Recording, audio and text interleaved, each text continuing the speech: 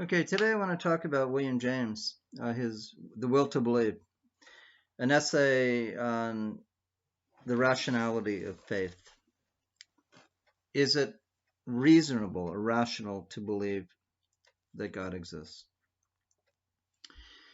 Um, it's a very good essay, and I think it's an essay that more people nowadays should read because with the last 20 years or so, we've got all this, the new atheism is around, a very militant type of atheism, which from my perspective is complete nonsense, but that's a different story. Um, William James's view is, I'll tell you his view about religion. For James, belief in God is rational. It's not stupid. You hear a lot of atheists nowadays who say, "I feel sorry for people who believe in God." It's like they think there's a ghost in the hall closet. Okay, I mean that's that. James's view is thinks that totally rejects that. James is arguing, and the background of James is in the background. When you read James, there's another person that he's referring to, and that's a person in the 19th century called William Clifford, who believed that it's always immoral for everyone under all conditions to believe in something without sufficient evidence. And now when it comes to the question of God, his view would be that there's not sufficient evidence to believe in God. Um, okay, and James basically would agree with Clifford at one point. He would agree that if by a proof, a logical proof, well, if that's what you mean by sufficient evidence, a logical proof, then there is not sufficient evidence. James, on the other hand, would argue that there is sufficient evidence for certain people. There's mystical experience, personal experience, and so on. So for certain people, there is sufficient evidence. Okay, so that's a debate about what's sufficient. I mean, you could argue about that forever and ever. James starts out his essay by saying, distinguishing between science, religion, and science, morality, and religion. Science says what is. It says this is how reality is. E equals mc squared. The law of gravity. It points out the way the world is. Science tells you how things are. The Big Bang happened 13.7 billion years ago. If that's a fact, then that's a fact. So science tells you what is. Morality tells you that some things are better than others.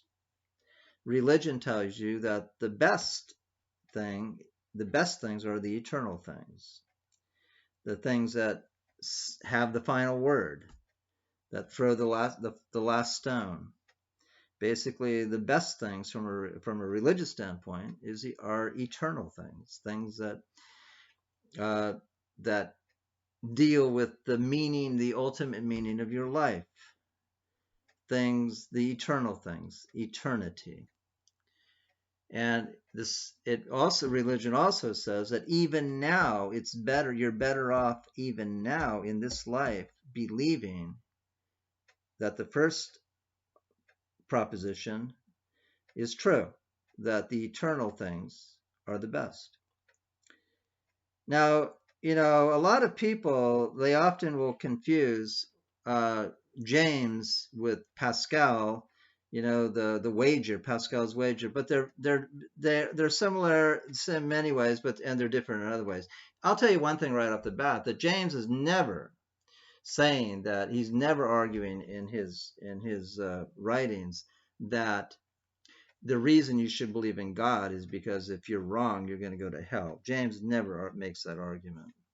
So James is not appealing to fear at all.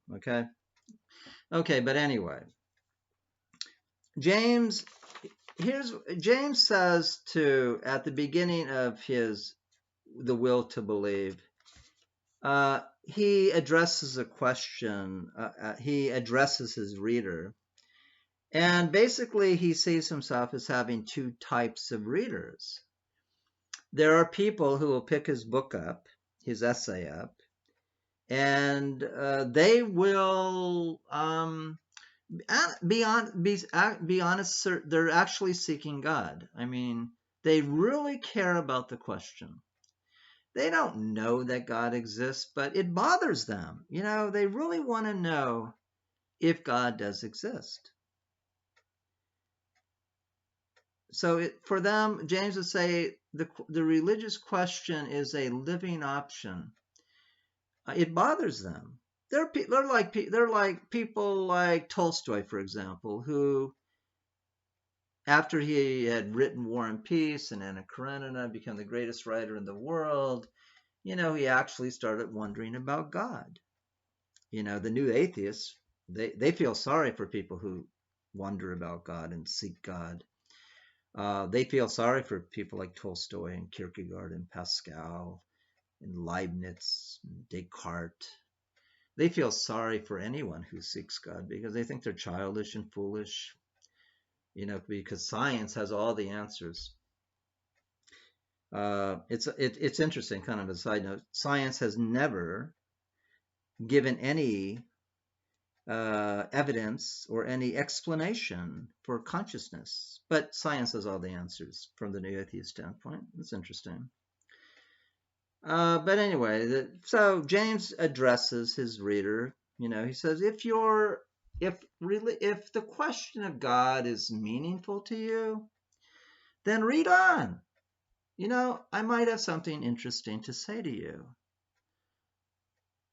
On the other hand, if you already are convinced that it's all nonsense, if you're like one of the new atheists, that you feel sorry for people who wonder about God, who are stay up at night and actually, are worried about the question. If you're one of those people, what James says to them is, um, just do something else. You don't have to read my book. I'm not forcing you. Go do something else. Play golf. Go to a movie. Read a good book. Study biology, study chemistry, study physics.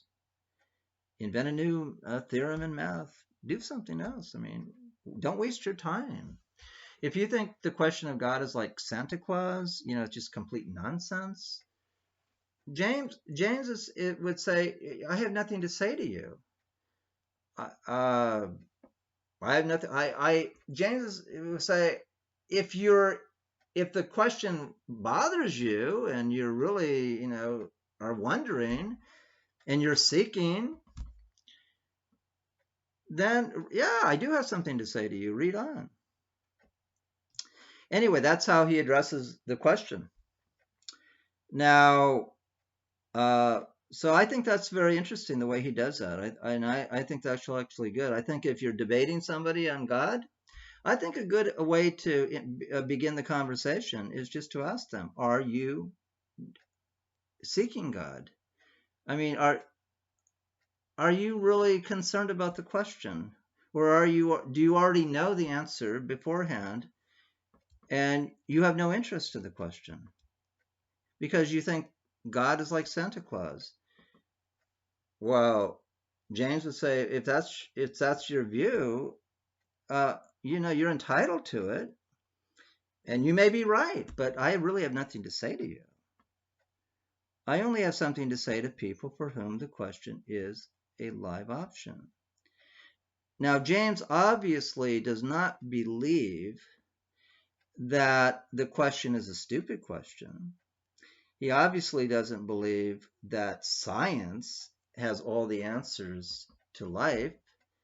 I think he would, he's before Wittgenstein, but Wittgenstein said that once science has given you all the answers, all the explanations about the world, it still has left the fundamental questions of human existence totally untouched. That's Wittgenstein's view. And I think James would agree with that. Now, if you're like one of the new atheists and you think that science is the only access to reality and that, debating God is like debating Santa Claus, James would say you're entitled to your view. I'm not going to try to rob you of your view. I just don't have anything to say to you. So James, as with millions of other people, and as with me, I think the question of God is a meaningful question. I don't think it's like debating Santa Claus. Now, the new atheist would feel sorry for me because they would think that, well, you're worried about Santa Claus? Okay, that's fine. Uh, they feel sorry for me. I feel sorry for them. I'm sure blind people feel sorry for people who can see colors, and somebody says to the blind person, I see red and blue and green and yellow, and the blind person, if they're like the new atheist, would say, you're crazy. There's no colors out there. I feel sorry for you. You're hallucinating these colors. Okay, anyway, so begins his essay by uh, telling you from the very beginning who he's talking to. He's talking to what he calls the saving remnant. Who are the saving remnant? The saving remnant are people for whom the question of God is a meaningful question.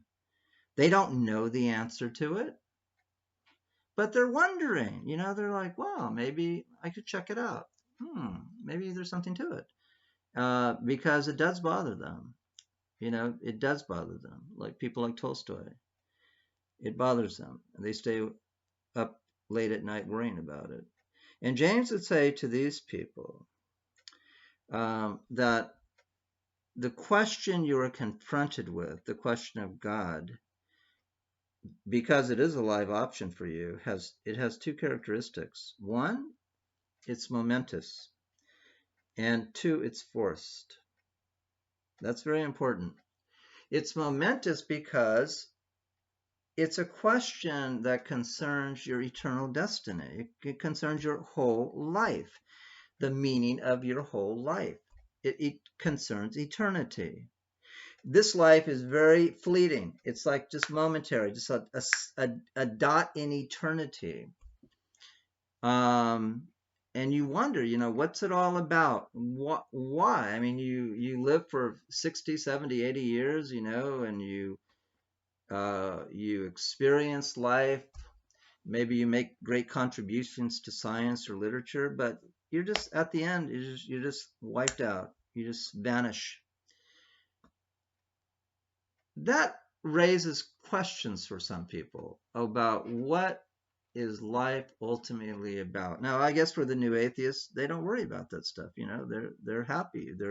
They just say, life is we live and we die. That's it. Just grow up and accept it. There are other people that are bothered by the question, and they don't think science is going to answer the question. People like Wittgenstein, once science has said everything it has to say, it still leaves all the fundamental questions of life unanswered. So James would say to people who do worry about the question of does God exist, that you're confronted with a momentous decision, and it's forced. It's momentous because it involves your eternal destiny, your eternity. It involves eternity. He never mentions, he never appeals to fear. Well, if you're wrong, you're going to burn in hell. James never mentions hell at all. So he's not appealing to fear, So there's some people criticize James from that view. Well, you're better off believing because if you're wrong, you're going to go to hell. No, James isn't arguing that at all.